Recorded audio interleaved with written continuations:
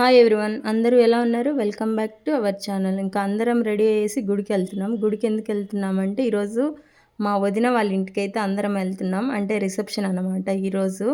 అది పెళ్లి బట్టల మీదే వెళ్ళాలంట. పెళ్లి బట్టల మీద అంటే మనం తలంబ్రాలు పోసి మంగళసూత్రం కడతాం.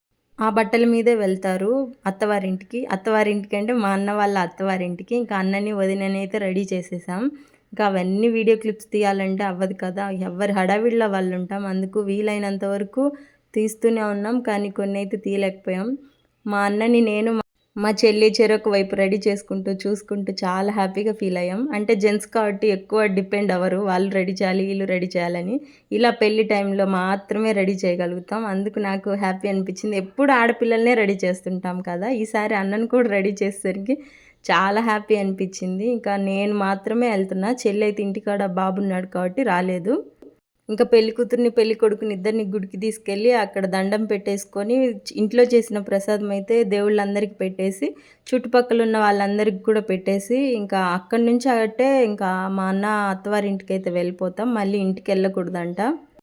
అన్న వాళ్ళ రిసెప్షన్‌కైతే నేను పెద్దగా రెడీ అవ్వలేదు. ఇన్ని రోజులు ఈ పెళ్లి టైంలో పెళ్ళికి ముందు చీరలు కట్టి చాలా చిరాకనిపించింది. ఇంకా చీరలు కట్టే ఓపిక కూడా లేదు. అవి కట్టేసుకొని ఫాస్ట్‌గా నడిచే అంతకంటే ఓపిక లేదు. అందుకనేసి నేను ఈసారి డ్రెస్సే వేసుకున్నాను. అసలు ఏం చీరలండి బాబోయ్! కట్టుకున్నప్పుడు చూడ్డానికి బావుంటది కానీ వాటిని క్యారీ చేసినప్పుడు అస్సలు మన వల్లే కాదు.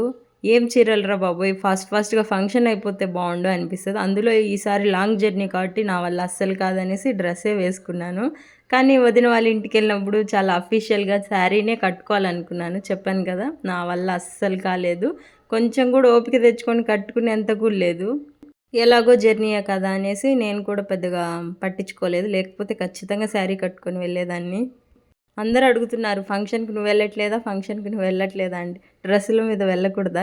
ఏంటో డ్రెస్సుల మీద ఫంక్షన్‌లు ఇలాంటివి చేస్తే ఏదో నేరాలు, ఘోరాలు చేసినట్టు చూస్తారు పెద్దవాళ్ళందరూ. కానీ వాళ్ళ మాటలు పట్టించుకోలేము కదా! మన కంఫర్ట్‌నెస్ అనేది ఎక్కువ ఇంపార్టెంట్. ఇక పూజంతా కంప్లీట్ చేసేసిన తర్వాత చుట్టుపక్కల ఉన్న వాళ్ళందరికి కూడా ప్రసాదం పెట్టేసి ఇక మేమందరమైతే వెహికల్ దగ్గరికి వెళ్తున్నాం. నేను, మా ఆయన ఎక్కడికో వెళ్తున్నామని, అంశు పాప అయితే మమ్మల్ని అస్సలు వదిలిపెట్టట్లేదు. ఎక్కడికైనా విడిచిపెట్టి వెళ్ళిపోతామేమో అని వచ్చిన దగ్గర నుంచి ఎక్కువ అలవాటయిపోయింది. ఇంక అందుకనేసి అస్సలు వదిలిపెట్టలేదు. ఇంకా అందరు ఎక్కేసిన తర్వాత నన్ను దిష్టి కొబ్బరికాయ తీయమన్నారు. నాకు కొట్టడం అనేది రాదనమాట. అంటే కొట్టంగాల్నే పగిలిపోవాలి. అలా రాదులే అనేసి ఏదో ప్రాక్టీస్ చేస్తూ మా మామయ్య వచ్చి తీసుకొని, "నేను కొడతా ఇట్లివ్వు, నీకు చేత కాదని" చెప్తున్నాడు. ఇంకా నేను అసలు ఊరుకుంటానా? పక్క నుండి డైరెక్షన్ చెప్తున్నాను. "ఇలా కొట్టు మామయ్య, అలా కొట్టు మామయ్య" అని. ఇంకా దిష్టి తీసిన తర్వాత కారు బయలుదేరాలి కదా! అందుకనేసి నన్ను ఎదురు రమ్మన్నారు. ఇంక నేను కూడా ఎదురొస్తున్నాను. మా కన్నయ్య చూడండి ఎంత ముద్దుగా చూస్తున్నాడో. పెళ్ళిలో ఇద్దరు చిన్నపిల్లలు చాలా విసిగిస్తారేమో, అస్సలు వాళ్ళు కోఆపరేట్ చేయరేమో ప్రతి పనిలోనూ అనుకున్నాను. కానీ అలా ఏం లేదు. చాలా బుద్ధిగా ఉన్నారు. వీడు చిన్న బాబే, ఎవరెత్తుకుంటే వాళ్ళ దగ్గర అలాగే కామ్‌గా ఉన్నాడు. చాలా బుద్ధిగా అనిపిచ్చారు ఇద్దరు పిల్లలు. ఇంత ఇన్నోసెంటా అనిపిచ్చింది. మళ్ళీ పెళ్ళంతా అయిపోయిన తర్వాత మాత్రం చుక్కలు చూపిచ్చారు. ఇంక ఎవ్వరు లేరని చూస్తున్నారా? మా అత్తయ్య వాళ్ళు, మామయ్య వాళ్ళు, పిన్ని వాళ్ళు ఇంకా వాళ్ళందరూ వాళ్ళకి లీవులు ఇవ్వలేదనేసి వెంటనే వెళ్ళిపోయారు. మా పిన్ని తమ్ముళ్ళు కూడా అంతే.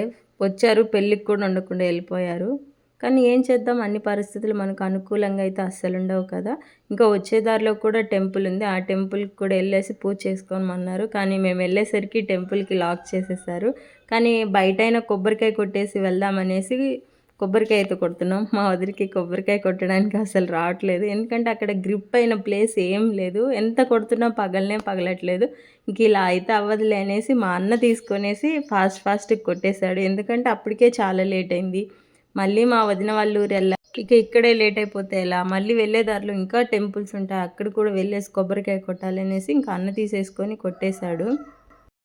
చెల్లైతే మాతో రావట్లేదు. చెప్పాను గదా! చిన్న బాబున్నాడనేసి. కానీ అంశు పాప అయితే అస్సలు వినలేదు. ఉండమన్నా ఉండలేదు. ఇంకా నాతో పాటు వచ్చేసింది. చెప్పాను గదా! నేను ఎక్కడికో వెళ్ళిపోతున్నా, ఇంక రాననుకోనేసి నన్ను, మా ఆయన్నయితే అస్సలు వదిలిపెట్టలేదు. ఇంకా గుడి దగ్గర పూజ అయితే చేసేసుకొని మేమైతే బయలుదేరిపోయాం. ఇంకా మా వదిన వాళ్ళ ఊరికొచ్చేసరికి చాలా చీకటయిపోయింది. చెప్పాను గదా! మేము బయలుదేరడమే సాయంత్రం పూట బయలుదేరాం. అందులో మేము చాలా జర్నీ కాబట్టి ఇంకా లేట్ అయింది. ఇంకా మేమొచ్చి ఒక హాఫ్ అన్ అవర్ అలా కూర్చోంగాల్నే మా వదిన వాళ్ళ చుట్టాలందరైతే వచ్చారు. ఇక్కడ కూడా నలుగు పెట్టాలంట. పెళ్లి కూతురికి, పెళ్లి కొడుక్కి. అందుకనేసి కొంచెం అవన్నీ చూసుకొని వచ్చేసరికి అయితే ఒక హాఫ్ అన్ అవర్ అయితే లేట్ అయింది. ఇంకొచ్చిన తర్వాత వాళ్ళ చుట్టాలు, మా చుట్టాలు అందరైతే నలుగులు పెట్టేసేశారు.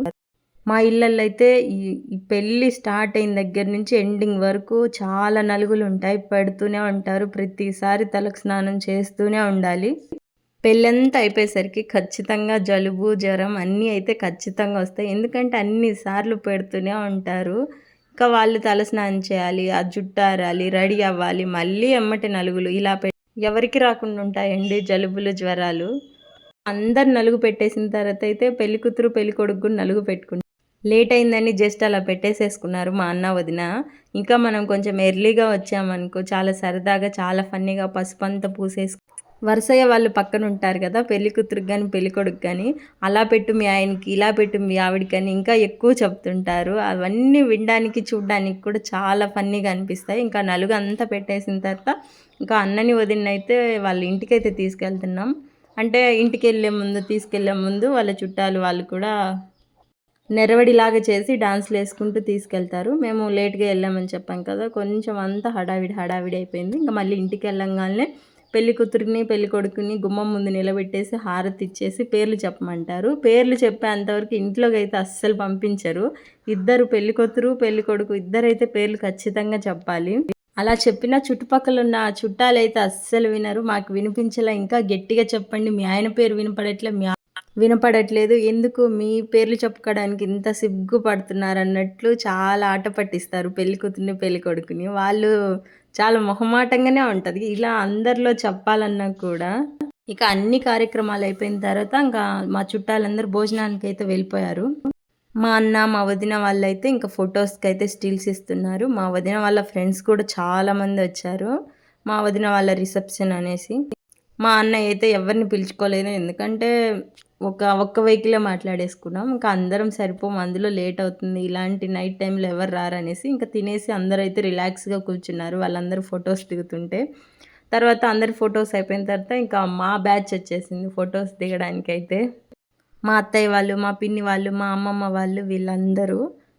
ఇక ఫొటోస్ దిగేసి, అందరం తినేసి, ఇంకా అందరికి చెప్పేసి, మా అన్నని, మా వదిన్ని వాళ్ళ ఇంట్లోనే వదిలిపెట్టేసి, ఇంకా మేమైతే బయలుదేరిపోయాం. మేము వచ్చేసరికి కూడా చాలా లేట్ పాపం అందరూ అలసిపోయారనుకుంటా. ఎక్కడ కూర్చున్న వాళ్ళు అక్కడే నిద్రపోతున్నారు. నా వీడియో గనుక మీకు నచ్చినట్లయితే లైక్ చేయండి, షేర్ చేయండి, సబ్స్క్రైబ్ చేసుకోండి. మళ్ళీ కలుద్దాం మరో వీడియోలో. Thank you for watching.